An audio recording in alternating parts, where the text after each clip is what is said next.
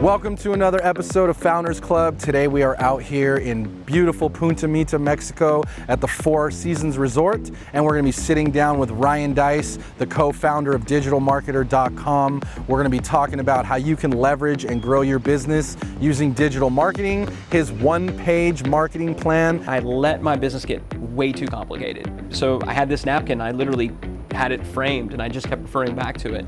And that year I went from almost broke to generating $1 million in revenue. Over the years, it's now a similar version, what we now call the customer value journey, but it's still on one page. Yeah, and how to implement it into your business and all of the hottest and most profitable marketing channels that you can use right now to grow your real estate business. Like Instagram stories in particular, really, really important, and the ability to present a message sequentially. Like I think about an Instagram story or a Facebook story, and it's very akin to sending out sequential emails.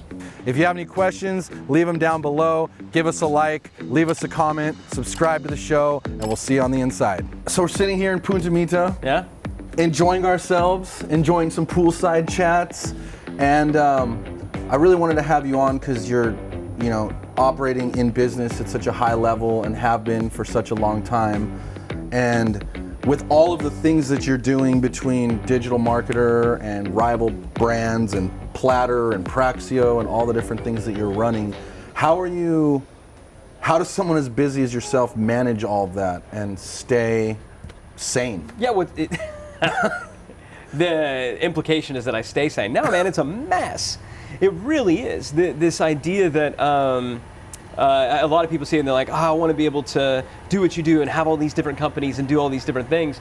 The truth is, I would probably be more successful if I just picked one of them and focused. And I drove that. It just wouldn't be as much fun. Yeah. So I don't necessarily encourage anybody necessarily take the path that I have taken in exploring all aspects of my entrepreneurial ADHD. But I do enjoy it. I enjoy being able to kind of scratch all those different itches. I enjoy being able to, see how what works in one market can be applied to another. Mm-hmm. I like the diversification of it. I like knowing that if we were to sell and exit one business, which we've done, that I would still have other things to work on. Yeah. Right, and so it's there. But no, I mean, in terms of how does it happen, how does it get managed? People. There is no way that I could do it if I was the person in charge of all of those different companies. So the way that we're primarily structured is we have general managers that run the companies. They really act as the president, as the operator of that business. And I'm involved in the launch stage, and I'm involved in an advisory kind of stage once it's going. But if we can't get a good, solid operator in that business, then I've learned it's best not to pursue that business. Wow. That's really interesting. I was not expecting you to say that, especially that the focus thing, right? Like that if you only focused on one thing, you might get better results, because we have that problem too. Like feels like we're just focusing on a lot of different things and we get spread really thin. But I wasn't expecting you to say that. So that's I want to be honest, because it is amazing how often people say they want to glorify it, and I have so much respect for people who, you look at their Twitter bio and it's a single company. Yeah. Or it's a series of them and you see, there was this company and then formerly this one exit, formerly this one exit. And I've got a lot of respect for people who do focus and they pick that one thing and they go hard. It just isn't me, and it never has been. Yeah. I've always run a lot of different things at the same time. I think it's made me really good at what I do in terms of marketing and in terms of business strategy. But I can't help but wonder if I, wouldn't have a few more dollars in the bank if I hadn't really just doubled down and exited. Went hard on one. Yeah, exited, built it to a point, sold it, flipped it. Yeah. Went into another one. Yeah, totally. But that's very interesting. I also can't complain. Yeah, no, that's. I see both sides. Yeah, totally. And I think you have to know who you are. Yeah. In all aspects, whatever business you're pursuing or or career. I think you need to make sure that what you're doing aligns with who you are and what you enjoy and what you think is fun. I wouldn't have any fun if I just only had one thing to work on all the time. Yeah. I've seen me do it, by the way. What I do, and I bet I'm not alone, I bet other entrepreneurs do this as well, I'll linger and then break it so that I can fix it. So it's best if I kind of get it going, get it started, and then move on to the next. Yeah, totally. So So in that, in keeping it fun and doing what you want to do, I'm sure you've built the business to kind of like fit your strong suits. Yeah. So what does your day-to-day involvement look like in the 4 big ones that you're running? Yeah, so it really kind of depends on the season of any new business that we're doing. So when we're launching a new company, then I'm heavily involved in the day-to-day. I mean, I'm fundamentally the interim general manager, heading the marketing, heading product, and Richard Lindner, who my business partner, co-founder at Digital Marketer, he's really there more on the driving the ops in the day-to-day, keeping everything in line, doing the project management. I'm there more on the marketing side. So we have a really good, solid division of labor there. So we'll kind of partner up, have creative talent, because neither of us are that creative. So when it comes to design and video and getting that, we'll go in and get something launched. But once it reaches some point of traction, once it's doing, maybe we're looking at 30,000 a month or 50,000 a month. Once it can begin to have its own dedicated team, that's when it gets it. That's when I step away. And normally what my day looks like, I've got a Monday leadership meeting. I used to be just morally opposed to Monday meetings because I wanted to get started, but now I've got to. And the most productive thing for me to do is to meet with all of our leadership team, and that includes the general managers of our different divisions. That includes the specialists that help across the different divisions. Find out how are we progressing towards our company-wide goals and what are the big initiatives that we're working on. And everybody goes around and they sort of talk about where they need help. And my primary job is just to move around and help where I can. And whether that's diving in and helping in an area that I'm particularly skilled at, whether it's making some phone calls and opening up my Rolodex, whether it's just approving additional budget, if that's what it takes. I'm primarily there to unblock blockages. Kind of like a business unblock blockages. plumber. I like that. And sometimes you get your hands dirty, and sometimes it's just making a connection or providing a solution. I show up, so I generally walk in. I walk into the door on Monday, and I generally have a sense of what I'm going to do that week, kind of what my big projects are going to be. And I always start out each week with 3 big projects that I want to execute, that I believe I can complete in that week. But the third one I leave open. I've got a general idea of what it could do, but I sit there and I listen, and I wait. And I think at the stage where we are, I don't get to decide what I'm going to do. There's people around me, and my job is to serve them and to do what they do. So I don't have a lot of predictability often in my in my week. Which I complain about. But if I'm being honest, it's kind of what I like. You kind of like it, I feel like I totally agree with that. I like the building each week as it goes. Right. Totally. And what's the format for those meetings? Is that all the companies together, or it's all of them? Yeah, so the way that we're structured, so our holding company has, there's Richard, Roland, and I, who are leading the company. So I kind of am the face of it. I'll kind of, I'll CEO, so I'll be the one primarily driving the vision and communicating the vision. Richard is president. He's more managing the operational side of it, managing the day-to-day. Roland is there, who I know you've had on the show before. Roland is the deal maker. And so Roland is going to be the one who gets us into new ventures, gets us out of existing ventures through an exit. He's handling a lot of the strategic partnerships and relationships, really good on the strategy. But he primarily is not there during the day-to-day. He's not really involved in that meeting. So it's Richard and I. It is the general managers of the different companies. And then we also have specialists who do a particular area that is needed across all the divisions. So, for example, finance and accounting is centralized. And so Tom, who heads finance and accounting, he's there. HR is centralized. So if somebody's talking about needing to hire, right, that's going to get discussed at a whole. We've got content and editorial is centralized. Sales, believe it or not, is centralized. So when you say centralized, you're talking about part of the holding company, and that way you can deploy where needed across all the other 4 companies? So our leadership team is made up of specialists, and it's made up of general managers. So general managers are essentially the CEO of a particular company. They have P&L responsibility. They're primarily revenue focused, but they drive, their own P&L. They're responsible for that P&L. They are supported by, what kind of winds up working as almost an internal agency. So our sales team, we have centralized at the holding company level because it's amazing how often somebody is interested in purchasing something from Digital Marketer, but we find out, oh, they could also use this area over here. Wow, so you centralize sales also. Yeah, wow. And that's something that we went back and forth on. It may not stay that way forever. Yeah. And what we do wind up placing, so creative is centralized under content and editorial. But we will, if a designer is really needed, dedicated on a division, we'll have that dedicated designer that reports into this team, but they kind of sit with the centralized group because they benefit from that, all of it from that together. camaraderie. Yeah, and so it's taken a while to build the teams to do that, and it was horribly inefficient in the beginning to figure out how everything worked. What to centralize, what not to centralize. Yeah, but now we can go and launch something new, and from day one, it has pretty world-class creative and content and editorial. It has, world-class finance and accounting and HR. That's so we can start a business from scratch, and the very first employee coming in is going to have, full benefits and health and all the other stuff that you wouldn't have at a traditional startup. Oh, I see what you're saying. So what we really wanted to do is to create a company that can birth other companies, and that's what we've done. I love that. Creating companies that can birth other companies. I love that. Yeah, well, if you think about it, I know obviously your background is real estate, and a lot of the listeners are in real estate. It's not that different from owning a real estate holding company. You're going out there and you're buying different properties, and you're going to centralize.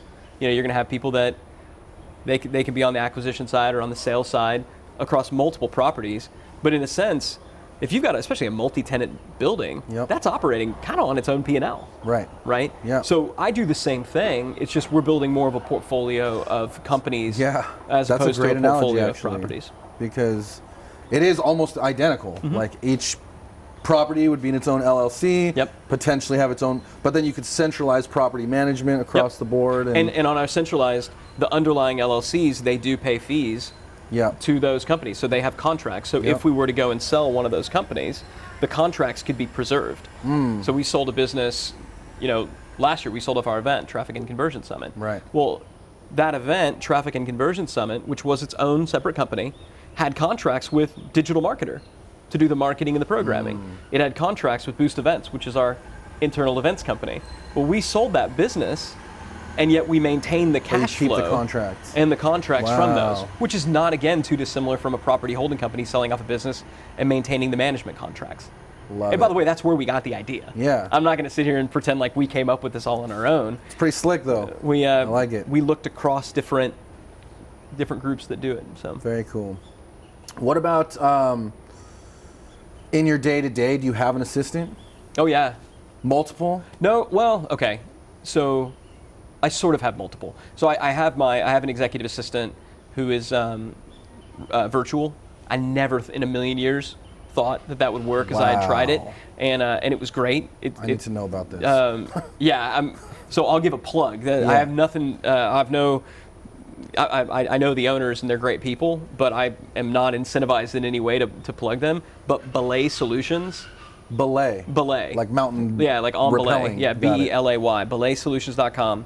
They will find a person. So they have you do personality tests. They have virtual assistants doing personality tests. So they'll kind of match you up because it's a pretty intimate role. Totally. And they're working primarily with stay-at-home moms who they want to work part-time. So they're generally based out of the States. That's great. And so we got connected there, but I would have a really hard time operating because she manages all my calendar. She's in my inbox. Everything. How are you able to?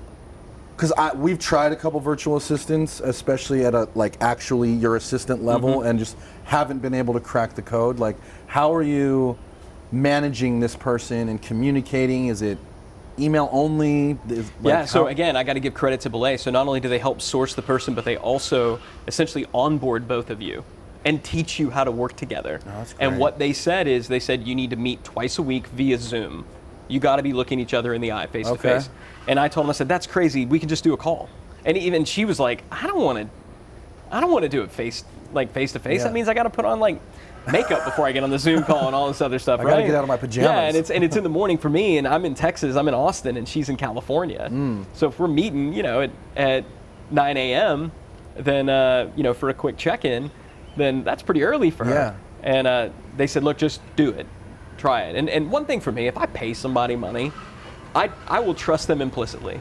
I'm going to do what you tell me to do. I'm going to have my own opinions and ideas.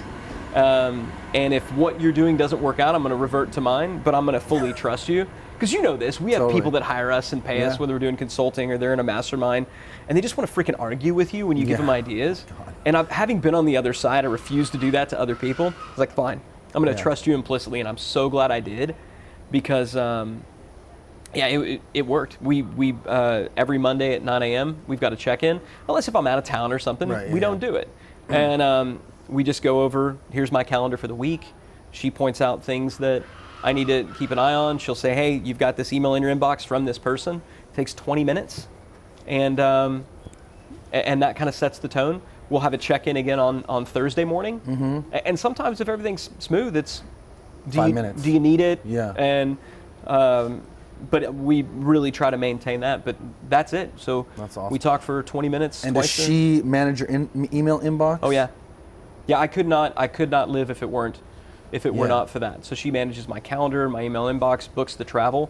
So when an email comes in to my inbox, if it's something that I absolutely do not want her to respond to, I move it into a folder that is just Ryan's inbox. So a separate folder that I set up, I move it in, she knows, don't touch it. If it's something I absolutely want her to respond to, I move it into a to respond. But there might be a day or two where I don't check my email. So if it's something that she's sort of questioning, she'll leave it there for a bit and say, hey, something came in from this person, it looks important. And so over the last couple of years, she's gotten to figure out what's important, what isn't. Yeah. And when in doubt, what she will do is she'll respond from my inbox saying, to somebody saying, hey, this is Serena, Ryan's assistant. Just want to let you know, Ryan's out or Ryan's busy or, but I'm going to make sure that he sees this when we meet again on Thursday. Just wanted you to know you're not being ignored and all. I was nervous when she started doing it because what if a friend, what if you email me and then you get a response from her? Are you going to think that I'm just a total pompous prick that I've got? Yeah. Everybody loves it. And I don't think so. Right, no, everybody's like, oh, great, thank you. I think it's more just getting a response. Exactly. Oh, you're busy? That's cool. Yeah. Get back to me next week or whatever. All of my fears around it just wasn't that big a deal. And now there's so many people that she'll be like, do you really need to talk to this person? No, I don't. Let them know that I'm busy. I'll try to get with them, later. But between that, I've got very specific points in my calendar that are blocked off for when outside meetings can be scheduled, and it's just a couple hours a week. So she can, just at her own liberty, book those for me if she deems it appropriate. Or I'll say, hey, make sure it comes in. But even if I do respond, I'll CC her in the email and say, hey, Serena, can you make sure you book a meeting? Right. Because I'll tell you, the back and forth of trying to get on somebody's schedule, oh my God, it's painful. Takes forever. And so to be able to hand that off, that is one of my single biggest kind of productivity hacks, if you will. Yeah, I just haven't been able to let go yet, but I'm so at that point because I'm overwhelmed by emails and just need to let go of that. And I don't maintain, inbox zero at all times, but it stays pretty light. It stays very manageable. And she'll tell me, she'll just, hey, you still have this on your inbox. Yeah. And so knowing that she's watching it gives me a sense of freedom that I don't have to have anxiety about it. Love it. So and I think as entrepreneurs, busy professionals, mastering that inbox is important. Totally. And having somebody to help you with it is important. I also have, I mentioned I've got kind of two. My mom also helps us out a lot. And so my mom handles a lot of the personal stuff because frankly, if you can't trust your mom, who can you trust? And so a lot of the kind of the day-to-day type things, I've got, mom on the payroll because good for you. When the Southern boy, you make money, you put mom on the payroll. Bring the family in. Yeah, exactly. Heck yeah. So. That's great, man. I love that. So you started selling eBooks in 1999. That was kind of your start to the digital marketing thing. And then how did it go from that to what it is now, digitalmarketer.com, basically the 800-pound gorilla, the trusted authority in the digital marketing space? Well, I started selling eBooks just because I needed some extra money. You know, I didn't necessarily set out to launch an online business or anything like that. You know, in 1999, if you were selling things online, generally people were looking at you a little bit sideways. At best, they thought that you were doing stuff on eBay. You know, at worst, they assume you're in porn. I mean, not kidding. They were just people didn't trust online yet. Yeah, it was what still is this internet thing? Right, everybody's still wondering, like, is this even going to be a thing? Like, is this a fad? You think about back then how go back and read the old articles about Amazon, talking about just what a joke their business was and how, and you know, now today they didn't age well. Yeah. But for me, you know, I just needed to make some extra money. I was poor, like a lot of college kids, and I had some grants and student loans, and that was enough to basically pay tuition and help pay rent. I also had a part-time job, and that kind of bought food. But if I wanted anything else, you know, I needed to figure out. And I've always been entrepreneurial. I've always been willing to go out there and sell stuff and try things. So I got a job as a web designer at a company. I didn't know how to design websites, but I figured if I got the job, I could learn over the weekend. And so I figured out how to do just very basic web design and Microsoft front page. Well, that company wound up going out of business after maybe a month or so of working there. So I began advertising my services as a web designer. Now you're a freelancer. Now I'm a freelancer, right? So now I am an entrepreneur. Well, I only got one client, and this one client was a lactation consultant. Oh, which interesting I don't know service. If you know what, yeah, exactly. Yeah. So now I have 4 kids. My wife nursed all of them. I love these people, generally women. The work they do, I think, is amazing. As a 19-year-old kid, it was awkward. Yeah, totally. But, you know, she wanted me to build her a website, and she was willing to pay, and so I said, fine. Well, unfortunately, she wasn't able to pay. Her husband lost his job. She had to go back to work. I built the website. She couldn't pay me. But she had this ebook produced on how to make your own baby food. Really smart lady, because she realized that once she taught, you know, a mom how to nurse, she was kind of done. And then once that kid was weaned, she was definitely done. So she really wanted to kind of transition, almost upsell. The upsell, yeah, right. From nursing into kind of just childhood nutrition, how to make your own baby food. So she had this ebook created so ahead of her time, just a simple PDF ebook. And she's like, look, I can't pay you, but you can have the ebook. And I'm thinking to myself, what am I going to do with a freaking ebook what am I gonna do with how to this? make your own baby food? I figured I know how to design a website. I know how to get websites ranked in search engines. At the time, it wasn't even Google that you were going for. You were trying to get ranked in like Alta Vista and Lycos and some of these other ones. And so built a simple website, put it up for sale for $14. I think I had a PayPal link because PayPal was brand new back then. And I remember after a couple days seeing a sale come through and thinking it was fake. Yeah, like having to go back and check it. I remember going and looking at the order info and trying to figure out, okay, that seems like a real name. Yeah. That seems like a real person. Like this, I think, is real. And this then internet thing might actually work. Yeah, and delivering the ebook, and then I made another sale and another sale, and then I just remember one day having the thought, what if I had 100 of these? What if I didn't just have one ebook? What if I had 100? And so the business just became trying to figure out what were people searching for that search engines of the day were not serving up valuable information. And playing matchmaker. Yeah, if I could intersect the needs of the market where they were looking, which at the time was some of these early rudimentary search engines, if I showed up, there were no other thing than people would pay for mine. And this was at a time when nobody believed that you could pay for content. Totally. Well, nobody told me that. You're way ahead of your time at this point. Nobody told me they couldn't. Yeah. Right? And so I did it. So by the time I graduated from college, because I made my first sale in 1999, college dorm room as a freshman. By the time I graduated from college, I had over 200 of these little websites, selling little ebooks, little pieces of software, doing some lead generation, some affiliate things, and was making really, really good money, like especially for a kid right out of college. Right out of college, yeah. And make a long story short, people started asking me, what are you doing? I remember going to marketing conferences, which, back in the early 2000s, there weren't that many of them, and they were really small. It's like and here 35 I am, people there. Yeah, and I'm a kid, right? I'm an actual child. They're like, what are you doing? I'm explaining to them. Before long, they're dragging me up on stage, asking me to teach what I'm doing. No way. And then people are saying, well, do you have a book on that? No. Do you do consulting? No. And after enough people asking, I finally said, yes, I do now. And that really is how Digital Marketer was born. It started out as a simple little email newsletter where I was talking about what I was doing that was working, and partnered up with this guy, Perry Belcher, probably about a decade after launching this thing. We started doing some stuff. He said we should put on an event, and so we did Traffic and Conversion Summit, and it was after the third Traffic and Conversion Summit, and looking at in a room of almost 1,000 people, that we said, this might be a thing. We should treat this like a business, and that's when Digital Marketer was born. Wow. But Digital Marketer was born out of doing. I think that's what's always made us different. We just shared what we were doing. Never tried to be in the business of teaching marketers to marketing, and the only thing you've ever done is teach marketing to marketers. Yeah. You get what I'm saying. Being authentic, actually having results to back it up. Love that.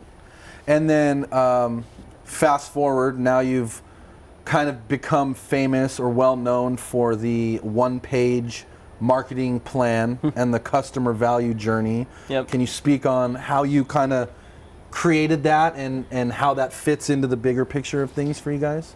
Yeah, so I mean, I kind of jumped ahead in the story. So 99 made the first sale by 2003, had a really good business, and then about a decade later had a really big business. Well, what happened kind of in between that time was I had a significant business failure.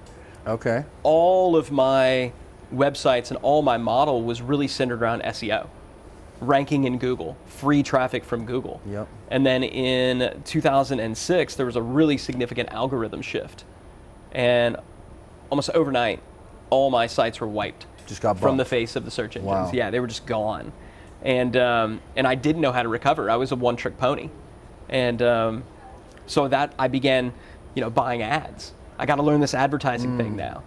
And right about the time I got, pretty good at it and figured it out, I was also about $250,000 in debt. So it was an expensive learning process. Wow.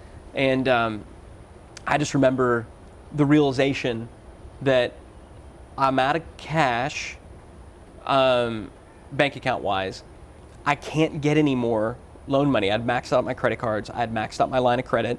You figure in 2006, if you could fog a mirror, you could get credit, because this is before the the crash. Yeah, before the crash. But even still, there was only so much credit you could get when you're a self-employed person. And I just remember having this realization that, like, I'm broke. Like, I'm done. I'm not going to be able to do it. And not only that, but your income source is dried up. Yeah. And so I'm thinking, I was sitting at a bar at the Hilton Anatole in Dallas, Texas, by myself, and drinking. I remember thinking, I'm either going to figure out how to fix this before I leave, or I'm going to leave, go to bed, and go back and start applying for jobs, which would be weird for me because I never really had one of those. So you were literally at the crossroads. This is crunch time. Yeah, it was done. And I remember a conversation I had with a buddy of mine. We were talking about, isn't it interesting how so many great business ideas were written on the back of a napkin, right? You think about the story of Southwest Airlines and, drawing like the triangle between like Houston, Dallas, San Antonio, like let's just do that. And so many, there were companies in the late 2000s that were getting funded by their idea on a napkin. And I don't know why, just in that moment, that conversation popped into my head. And I looked up, and right there kind of in front of me on the bar was a stack of cocktail napkins.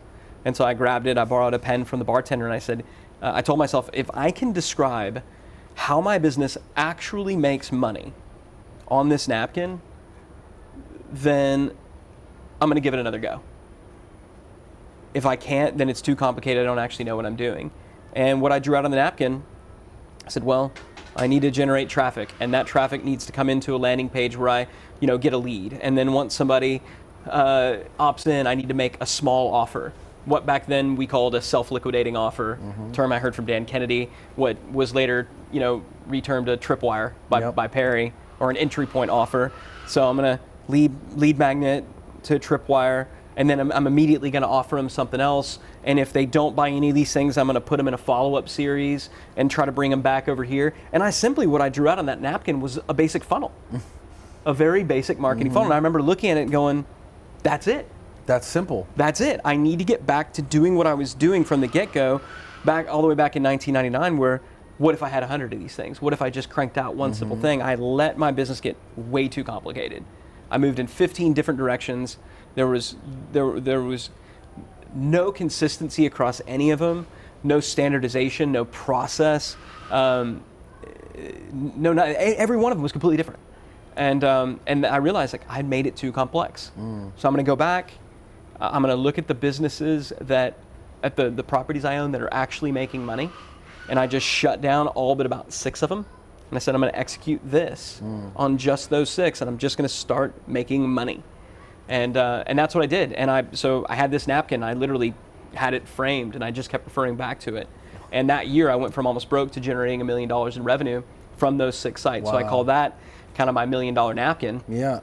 In telling that story to other people and kind of evolving it over the years, it's now a similar version, what we now call the customer value journey, is sort of the new napkin. It's just gotten a little bit bigger, but it's still on one page. Yeah. Yep. But I still tell people, if you cannot articulate how your company creates customers from scratch, like if that is the single most important question that every business must answer.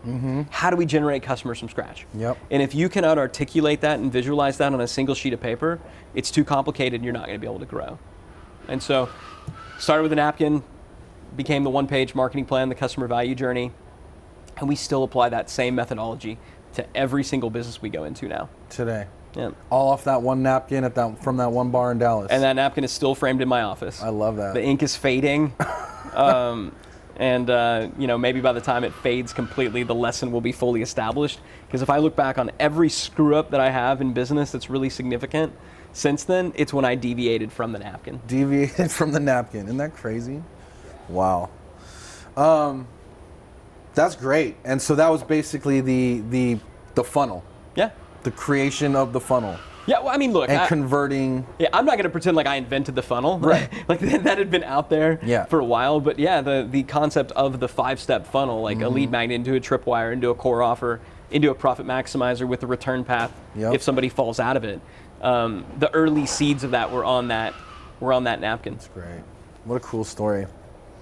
I'm going to switch gears a little bit. All right. So your finger's always on the digital marketing pulse. Yeah. You're speaking all over the world on the topic. So what do you see being really hot right now? So what do I see being hot right now that people are talking about, or what do I see being hot right now that actually matters? Let's do both. Okay. I mean, when I look at the stuff that people are talking about, it seems like everybody's talking about AI, artificial intelligence, machine learning. See a lot of people talking about augmented reality. See a lot of people talking about virtual reality and these different things. And I got to tell you, I'm not seeing it. Like, I'm not actually seeing its impact from an application perspective, where I'm not saying that it doesn't matter, but when you look at something like AI and machine learning, for example, which is a really important development, I'm not saying that it isn't a thing or that it won't matter. What we're seeing is it's getting built into the tools that we're already using. So if you're buying Google ads or Facebook ads, or if you're running a CRM like HubSpot or Salesforce, all of these tools have AI and machine learning built into them. Yeah. And so what's happening with AI and machine learning, it's not that it doesn't matter, that it isn't important, it's that it's evenly distributed. Everybody's kind of getting it in the tools that they're already using. And so it's not that it doesn't matter, it's that I don't see there being a unique entrepreneurial advantage there. Right. To going all in on AI. Right. And yet I hear people say like, oh, what's your AI strategy? And other folks feeling like they have to come up with something because they sound like they're uncool or out of touch if they don't. Yeah. And I've been just saying for years, I'm like, I don't see it. Yeah. Voice search is another one of those things that everybody's talking about. Gary Vaynerchuk, who's a friend of mine, spoke at our event, really hot on voice search. And I'm just not seeing the people I know, like the real live humans that I interact with on a day-to-day basis, doing a lot with voice search. I mean, 9 times out of 10 when I'm using Siri, I didn't mean to, right? I pressed the wrong button or I did something. So I'm not saying it won't be a thing. Yeah. It just isn't a thing now worth doubling down on. And so I guess kind of the big lesson that I have when I talk to people and they say, what's next? I'd be less concerned about what's next and be more interested in what's now. Yeah. Marketers feel like they always have to be on the cutting edge, and you just don't. Wow, that's You just don't. I absolve you of the responsibility of needing to be on the cutting edge. And I tell people, you need to get more redneck friends. When my redneck friends are interested in something, that's when I'll start to pay attention to it. So what's hot right now that really matters? Instagram. You know, Facebook has been around for a while. Now I say Instagram, people are like, well, obviously. Yeah. But look, most of my friends only really got into Instagram in the last couple of years. Right. In the last year or so. And they're probably on it every day. Yeah, they're on it every day. So look at that, like where they are. So I see like Instagram stories in particular, really, really important, and the ability to present a message sequentially. Like I think about an Instagram story or a Facebook story, and it's very akin to sending out sequential emails. So a sequenced autoresponder type email where on day one they get this one, and the next day they get this one, and the next day they get this one. Like we know that sequencing out of messaging can be really, really powerful. Definitely, yeah. In the same way, you know, that great movies and soap operas will open loops and go to a commercial break and then come back. Like that could be really powerful. Stories mimic that. And so I think stories is an area where people should really be looking very, very closely at. I think that social and looking at the new social channels, I do believe that TikTok is going to be a thing. So I do. Looking at TikTok, I think that TikTok is going to be a thing. I really didn't feel that way about Snapchat. And I still don't think for most people that it's, so we don't, a lot of people are like, oh, what's your Snapchat strategy, a digital marketer? Double down on Instagram? Yeah. Because our people aren't there yet. Yeah, totally. We're watching it. It's not that you stick your head in the sand and don't pay any attention, but I'll watch it, I'll monitor, I'll see where it's going, but I'm not going to double down on that as a strategy until my customers are there. Right. Until my people are there. If they're not there. Like Gary Vee went hard on Snapchat. And look, his business is being on the cutting edge. Yeah. He runs an agency who pay him, you know, big brands that pay him because they want to be out on the front edge and they've got the budget to do that. I deal mostly with entrepreneurs, you know, or at least entrepreneurial companies, not massively large brands. If you're a massively large brand, they're going to take, you know, 1% of their budget, sprinkle it over here, sprinkle it over there. And so it makes all the sense in the world for him to do that because his customers are there. Now, his customers' customers aren't there, right? But they don't care about that yet, right? That's R&D for them, and that's good. That's what they should do. Let them do that. Let them do that. I don't feel any obligation, but I will tell you, I think TikTok is different. It's one that I would keep an eye on. I would go out there. I'd get your brand, go and lock down your brand on that channel. That's something we're looking at very closely. How do you see that fitting in? How do you see TikTok fitting in? TikTok is attracting the next generation just below the Instagram generation. Okay. So what you had is, like, we're old, right? And so for us, like, I remember when all the young whippersnappers were on Facebook, and it's like Facebook is stupid, right? And you know, because obviously my career predates Google, you know, so much less like Facebook and Twitter. And I remember when those happened, but it was kind of our generation and the generation older, right? The parents and the grandparents who want to see pics of their kids, they really came onto Facebook, and it's why it grew so quickly. Then you had a bit of a lull for a while. Facebook, Instagram really dominated it. You had Google Plus try to make a run at it. That didn't work. Away, too dominant. Then you had Snapchat come in, and Snapchat really was attractive to that younger demographic. Yeah. That really their parents were on Facebook, so Facebook was uncool. But what was happening at about the same time in a bigger way was Instagram. And Instagram was easier to use. It was just a little bit earlier, had a little bit more traction.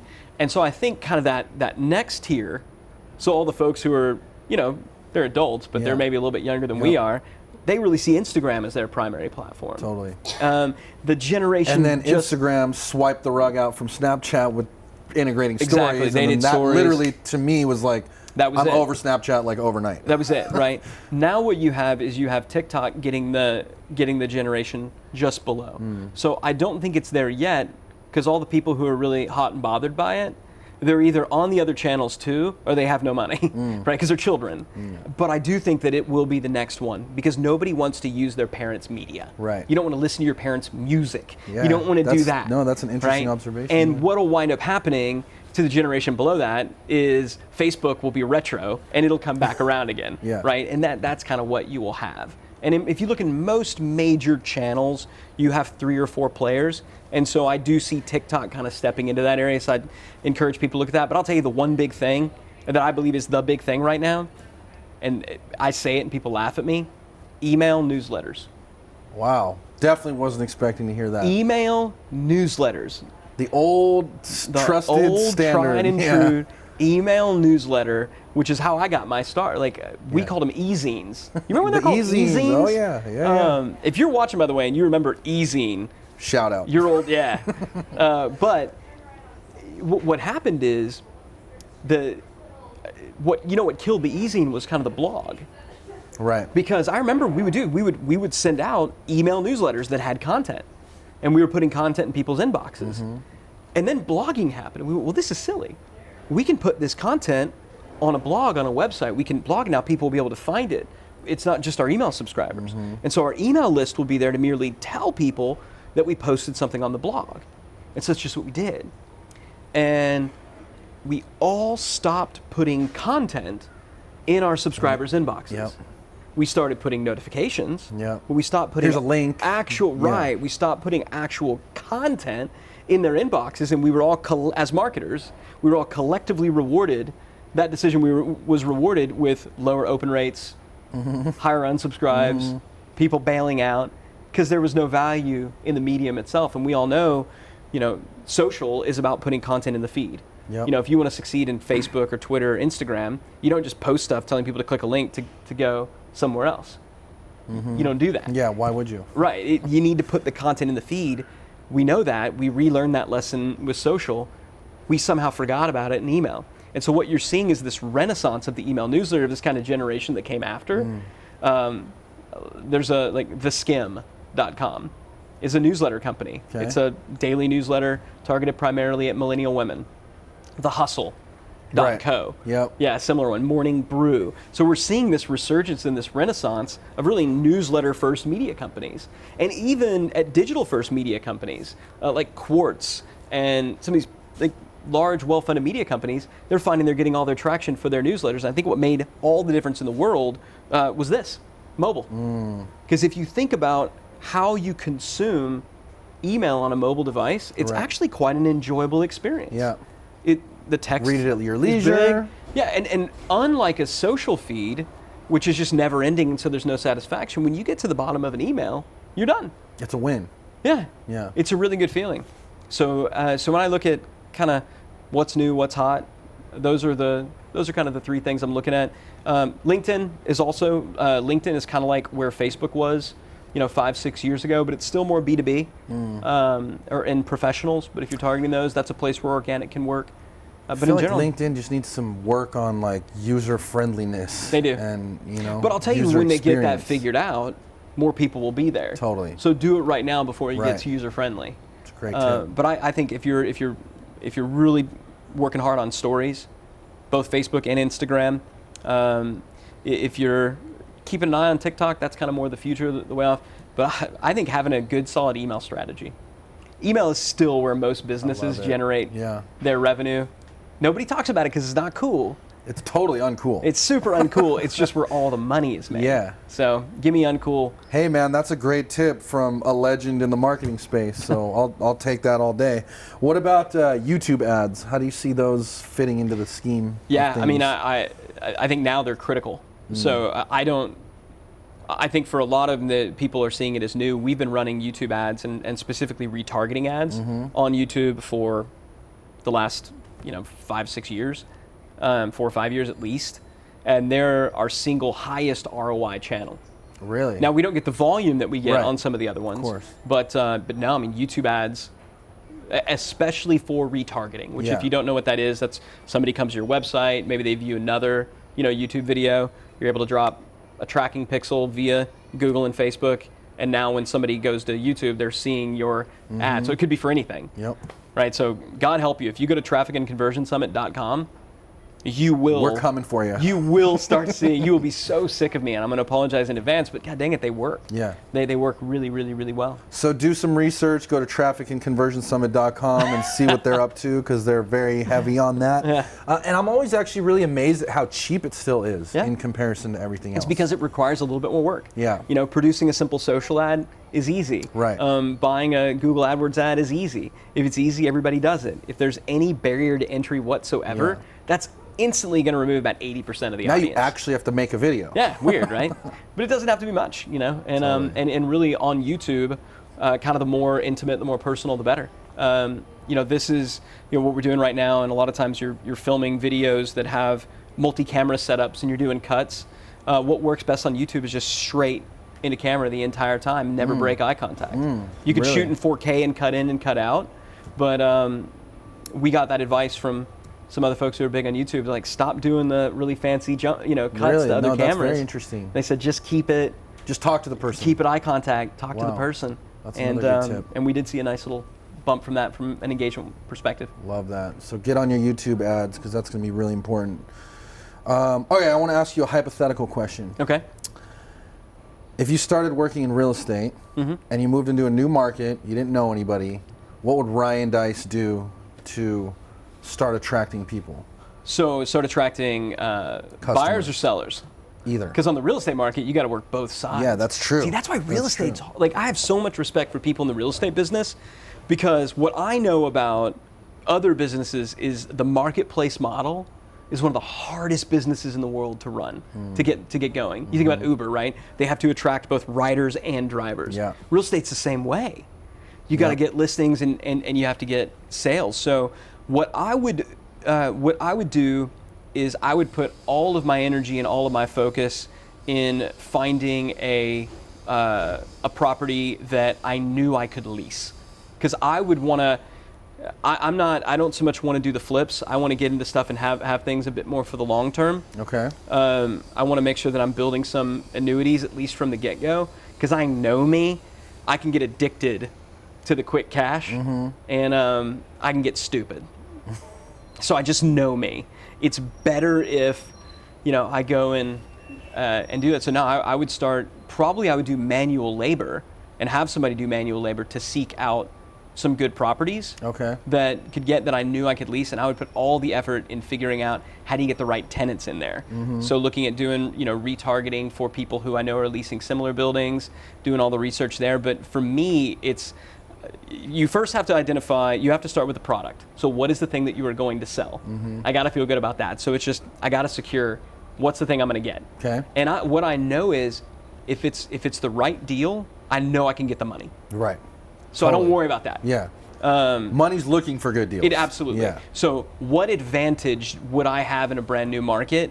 Right off the bat, a willingness to work, which is a huge advantage that a lot of people don't think. Like I will work, I will hustle, I will do my research, I will put in the time, I will make the phone calls, and I will do the manual labor that other folks aren't willing to do one time. I will do it, and then once we have it, I'll build a process around it. Next time somebody else is doing it while I'm watching them. Yeah. But I'll do it, I'll find the property, because until I have a product, I can't do what I do best, which is market. And so I'd want to put all the effort into finding that product, bring around the right partners, wouldn't care so much about margin at that point, wouldn't really even care about trying to get the best possible deal. What I want to do is make sure I have something that I know somebody want to occupy. Yep. So I don't want to be on the wrong side of town where, oh gosh, look at all the margin, if I can fill it. I don't want to worry about that, right? I want to make sure that I have a good one, because the first deal I would just want to learn.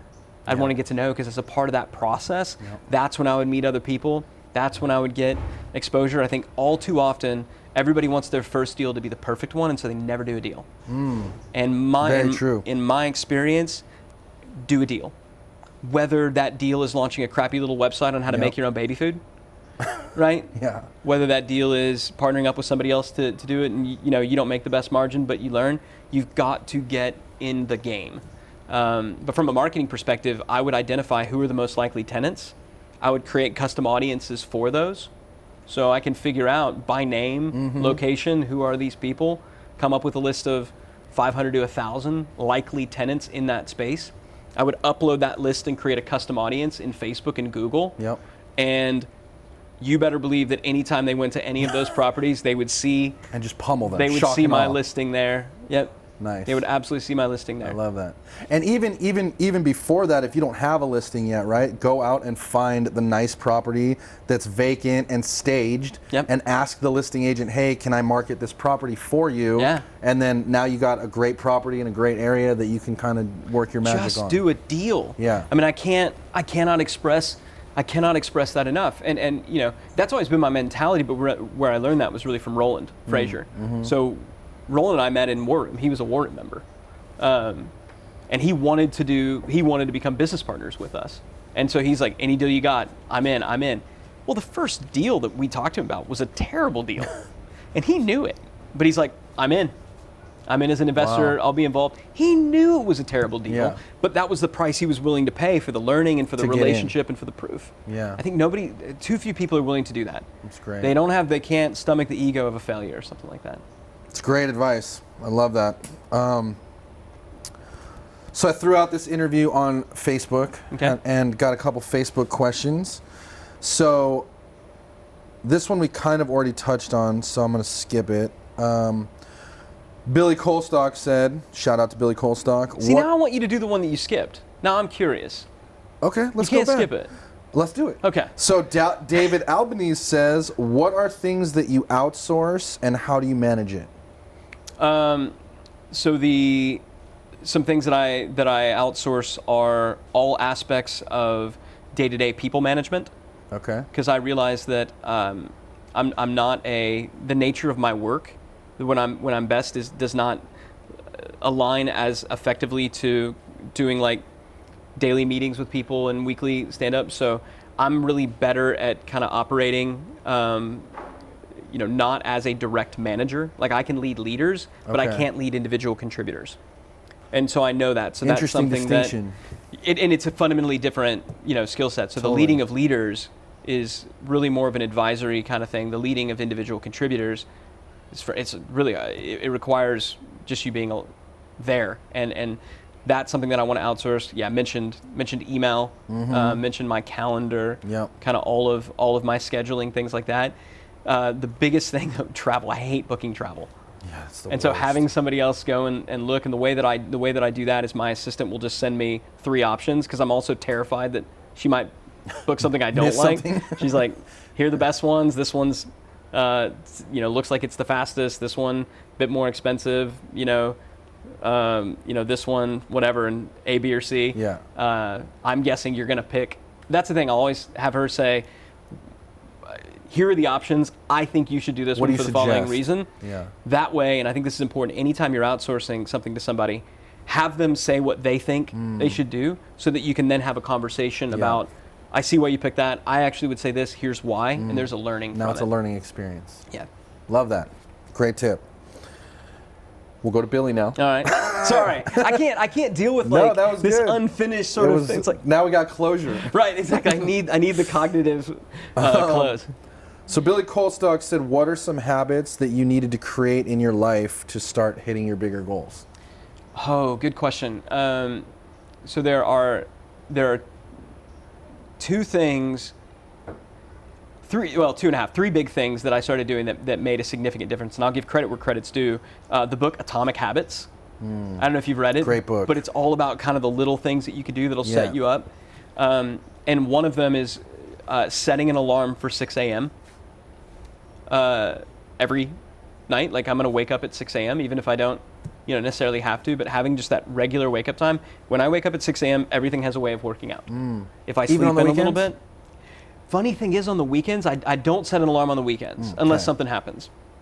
I wake up anyway. Yeah. And it's great because you're just used to it. Well, I got 4 kids, right? So it's the only time where the house is actually quiet. I get so much reading and stuff done on the weekends. I don't do it on the weekends because if I did, my wife would kill me.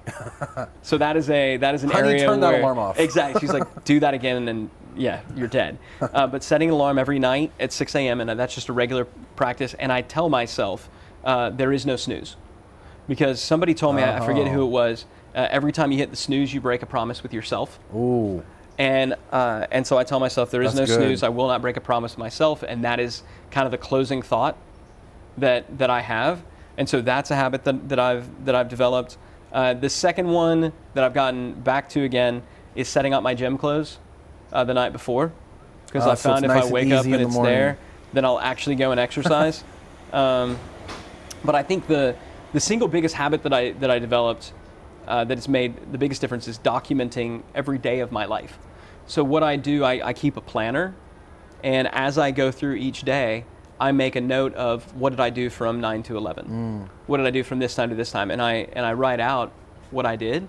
So I have my calendar, my digital calendar, use Google Calendar to plot out the meetings. Yeah. But it is interesting to go back at the end of the week and to say, wow, what I said my week was going to be like is nothing like what it was. Yeah. And I use that to be able to go back and to say, okay, what were things that I did that were productive? What were things that were unproductive? And I use that as a tool to say, I really shouldn't be doing this. And so now anytime somebody on my team comes along and they go, you know, I don't have a lot of time, or we really need to hire a new person for this area, the very first thing I have them do is start documenting how you're spending your days. Yeah, that's so And good. it is amazing how often they'll come back and you'll be like, you shouldn't even be doing this. Yeah. Like, that's crazy. Yeah. Or they'll come Or you back. wasted an hour every day on this that doesn't matter. Yeah, and there'll be some days where it gets away from me. Yeah. There'll be some days where I look back and I go, holy crap, I have no idea No idea what I just what did I today. did during this large block of time. And I'll put in a bunch of question marks and a frowny face as just a thing of like, you failed. Like that was a failure. You know, that's time you had, you will not get it back, it is gone, Right. and you have no idea how it was spent. Yeah. That to me is the single greatest tragedy. So. And on the flip side, like how good it feels when you look back on that week and like you nailed everything, right? Like then you have that great sense of accomplishment. Yeah. Well, because I do at the end of every week, I also go through and I write down what were my big wins for the week. Mm-hmm. You know, what were some things that maybe didn't work out? What lessons did I learn that I'll reapply? So that's something I do every Sunday night. And then I'll also take that in and say, okay, in light of all this, what must I do this next week? What things I need to make progress towards my goals? But I go back and I just flip through each day when I'm looking at wins, and I'll forget. Yeah. I'll forget really cool things that happen and go, holy crap, that's right. That was cool. So I just would encourage more professionals, founders, entrepreneurs, start documenting your day. Yeah. Start writing out what you do. The mere act will make you more productive, and the learnings you get from it will be invaluable. And start encouraging people on your team to do the same. That was like such a slap in the face for me because I literally used to do that. I did that for years, and then for some reason I just got away from it. Yeah. And now having this conversation, I'm like, what the hell did I get away from that for? Like, because it's so nice to, and then like even like you can look back over your year. Yeah. Like, whoa, look, I did all these things this year. You close this deal, close this property, this, that, and the other. It's fun. So it's like, yeah, it's fun a lot to do. of fun. It's kind of like an easy diary. Yeah. You know. And so simple. I mean, just have it next to your desk every day. Boom, boom, boom. Exactly. Done. Love it. So this one's from Andrew Greer, and he's asking the best way for getting eyes online and turning them into customers. Advertising. Buy advertising. I don't know. You know, a lot of people talk about search engine optimization. It's great. It takes a long time. Hard to do. Mm-hmm. People are like, oh, but it's free. It's not. Hard getting harder. Yeah. Hard only getting harder. If you haven't, if you want to start generating organic traffic from search, step one, invent a time machine and go back a couple of years ago, because you're going to have to build some momentum. Mm-hmm. Right now, I'm not saying you shouldn't seek to do it. I'm not saying it isn't a great, viable strategy. Right. But if somebody says, which seemed like the question, like, how do I get it today? Tomorrow, yeah. Exactly. The other thing, a lot of people go, oh, I'm gonna get it done on social. So I'm gonna go to TikTok. I'm gonna go to these new channels. I'm gonna post a lot of stories. You got to realize, social is TV. It's entertainment. And the way I look at it, I am either the show or the advertiser. Mm-hmm. I don't want to be the show. I want to be the advertiser. Mm-hmm. So the way media has worked forever is if you want attention, you buy it. And you adjust the economics of your business such that you can afford it. Mm-hmm. And so it costs what it costs. And advertising costs have gone up. That is nothing new. Yeah. Adjust the economics of your business accordingly and put all your focus on figuring out how can we be able to spend more to acquire a customer. Yeah. That's the whole idea of the customer value journey, customer value optimization, the $1 million napkin. How can we be able to afford to spend more to acquire a customer? How do we so deliver value to the customer that we can request more value in exchange in terms of upsells, cross-sells, higher prices, such that we can now go and spend more on advertising. But I think I would start in Facebook. It's still where everybody is. Yeah. If it works in Facebook, you can migrate that, transition that over to Instagram because it's owned by Facebook. Then I would go into doing some YouTube advertising, like we talked about, primarily retargeting, which you're generating that traffic. And I would encourage people advertise the content to begin with. Okay. Because if you're just sending it straight to a landing page, folks are going to bounce, your clicks are going to go up. If you actually advertise to a really cool piece of content, which could just be a video of you answering a frequently asked question. Right. Something of value, something entertaining, something funny. Exactly. You can have a subtle call to action at the end. Most people won't take you up on it, but you buy that ad to that content. It's going to be really low clicks, really low click costs comparatively, because both Google and Facebook, if people are staying and watching, they charge you less per click. The more valuable, the higher quality score, the lower the click. Yeah. People also will share it, and when they share it, if it's good content, all that traffic is free.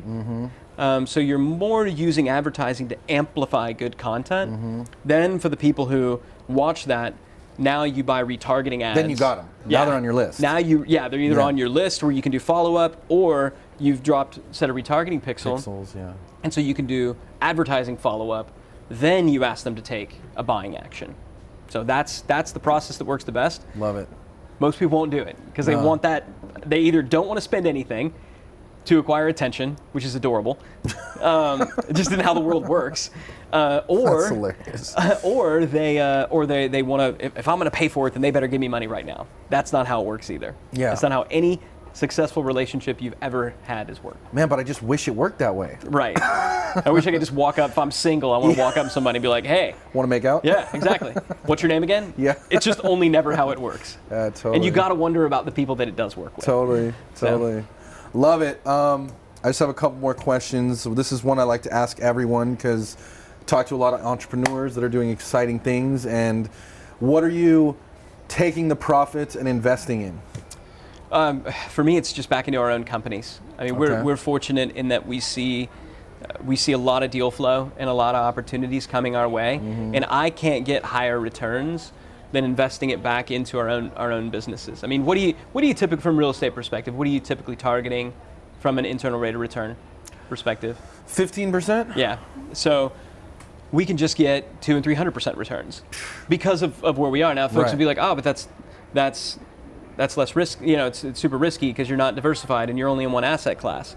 But for me, I have the ability to, I can add value to really make that happen. I'm not great at I'm like, people I know who crush it in real estate on the flip side, like they're very handy. Man, I can't even paint a wall that looks halfway decent, right? I'm certainly not gonna, change out a disposal or, do something that so I'm not, it has to do, I always look at, I don't like passive investments because if it's passive, on one hand, I don't have to work, but on the other hand, I also don't have the ability to add value. I don't have the ability to bring more to it, which means I can get more from it. It's an interesting perspective. So there may come a day where I'll just start putting it in passive stuff, but in general, I invest it back in my own businesses and I invest it in art that I enjoy, that I can buy at auction. So I'll do some auction buying. You told me about an artist one time, and I went and checked him out, and he does like the little people on like the big photos. There's a few of them. So the main guy who did that does the aerials. I cannot remember his name, but a photographer that I really like that I've had some great deals on his work is Dean West. Dean West. And so Dean West did some of the aerials as well. I think I have one in my office that I think. Yeah, very cool stuff. You'd never heard of him, but it was super cool. If you can find these people who are kind of the up and comers, do your research and figure out who else is buying them, then. You can sometimes come across some good deals at auction. Yeah, you sure can. But the other part is you got to actually like it. Like I've had a couple friends that like invest in art because they think it's like a money maker. Yeah. I'm like, dude, if you don't want to hang it on your wall, don't buy it. That's my rule. I would have to be okay with it going to zero and just enjoying it for and art's just looking sake. at it.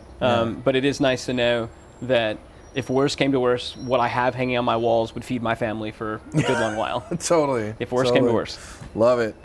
And what about some of your favorite tools, apps, and softwares right now that help you run things, maintain sanity, make your life easier?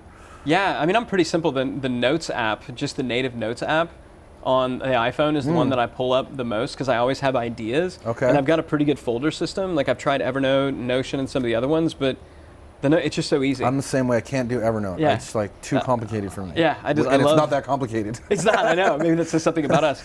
But I love the Notes app. I also love Feedly.